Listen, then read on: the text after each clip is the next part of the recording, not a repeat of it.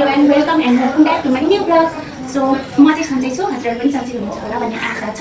So अहिले चाहिँ म बिहानको सबै काम सकेर खाना खाइओरी घरको सबै काम सकेर म चाहिँ रेडी भएर जाँदैछु मेडिकल, किनभने मलाई अलिकति मेडिकल इस्यु छ।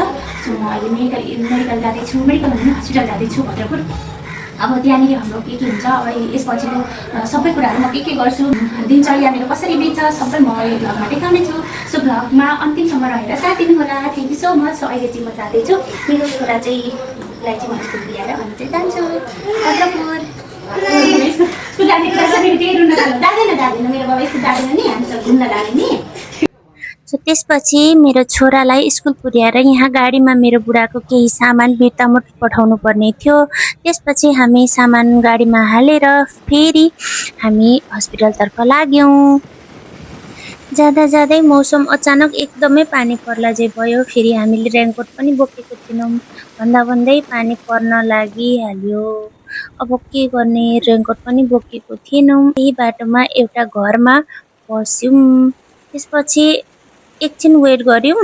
हामी पसेको घरमा फुलहरू यति मजाले रोप्नु भएको थियो। फुलहरूको भेराइटी चाहिँ एकदम धेरै थियो। म फुल लभर हो, बट मेरो घरमा फुल रोप्ने ठाउँ चाहिँ छैन। त्यही भएर मलाई अरूको घरमा फुल रोपेको देख्दा एकदमै रमाइलो र एकदमै साह्रै मनपर्छ।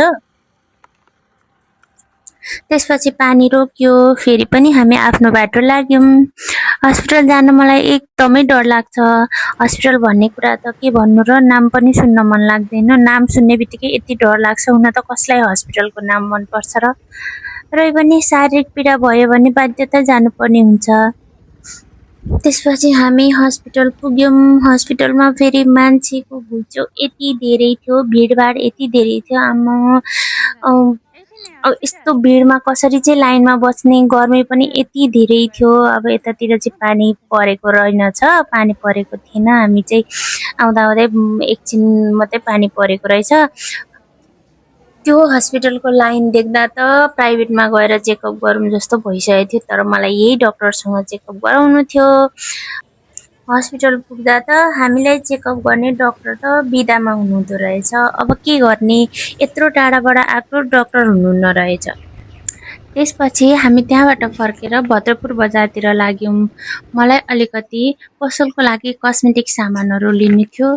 त्यसपछि हामी कस्मेटिक सपमा गयौँ। कस्मेटिक सपमा गएर मैले अलिकति नेक चेनहरू अनि इयरिङ्सहरू लिएँ, अनि अलिकति अरू प्रडक्ट्सहरू पनि लिनु थियो मलाई। सबै सामान लिएर फेरि हामी पुनः घरतर्फ लाग्यौँ।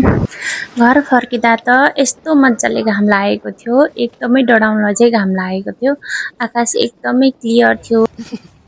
त्यसपछि हामी घर आइपुग्यौँ। यहाँ मेरो मेहेन्दीको स्टुडेन्टहरू आएर प्र्याक्टिस गरिराख्नु भएको रहेछ। सो यति भन्दै आजको भ्लग यहीँ सकिन्छ। यदि मेरो भ्लग मनपर्छ भने please like, comment and share गरिदिनु होला। फेरि पनि हामी भेट्नेछौँ अर्को नेक्स्ट भ्लगमा। सो तबसम्म bye bye and take care everyone.